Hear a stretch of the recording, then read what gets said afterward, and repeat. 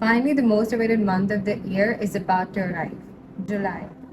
We're going to have a whole month off from the university, which is a great blessing because even though it's been just 6 months into my first year, there are so many amends that I need to make in order to actually start a productive and balanced life that I always hope for.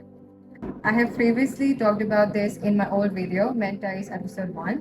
So, what I talked about was that even before the start of my university, I did try to plan out a routine that I would follow once into the field. But at that time, I was so naive, not aware of how the life is going to go and how much things are going to happen and how my priorities will change. Thus, this time, I wish to use my summers as a renewal month. So let's break down extensively what I'm planning to do and how I'm going to execute it. First, and the most important, is completing my course. So during the foundation module era, I actually struggled a lot in terms of what and how to study, as at that time everything was new and in bulk. So when I appeared for the papers, I had literally had most of pathology, biochemistry, and embryology undone. The minimum knowledge I remembered was just enough to pass the paper. So for the prof exam, that actually cannot work. What my plan to do is make a functional timetable. Functionality is really important because I've struggled with following the timetable as they were not flexible enough. I just saturated my days with studying, and I fell off track really easy. So, the basis on which I'm going to plan my schedule are number one, energy levels. At what time of the day I'm most active, I will allot that time for a hard topic. And when I'm least active, I will go for a relatively easier one. After analyzing this point for the past 1 week, my most active time of the day is between 7 to 12 a.m. During working days, this slot is usually occupied by my university classes. So during summers, I don't want to lose the habit of waking up early. My least active time is basically after 7 p.m. Number two is past and new knowledge. Good thing about this module is it somewhat interlinks with the information that I've learned during the foundation module era. So I will do both foundation and locomotor side by side, but not more than 4 topics. Number three is inculcating ample amount of breaks.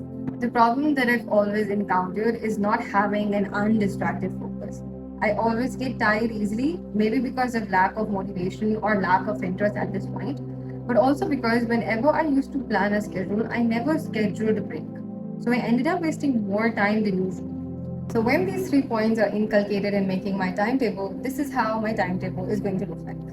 I have allotted locomotor and embryology to one single day, and I've started my day from 3 a.m. This is something that I really wish to do from the very beginning, and I've ended my day around 11 p.m. Now, for some people, waking up at 3 a.m. is going to be a little bit stretchy, but I had the habit of waking up early during my A level and my O levels. So it depends on how you want your schedule to be and how flexible you are with following your timetable.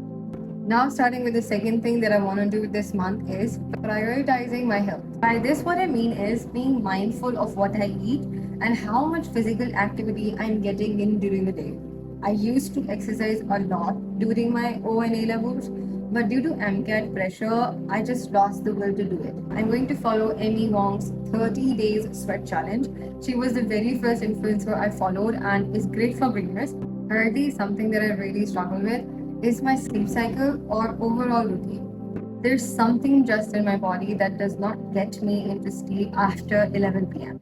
As soon as the clock strikes 11 p.m., I get a burst of energy, and no matter how much I try, I cannot fall asleep. This time, although it is a little stretchy, I plan to wake up at 3 a.m., as I mentioned earlier, and sleep about 11 to 12. This will allow me to have ample amount of time to accommodate most of the things that I plan to do.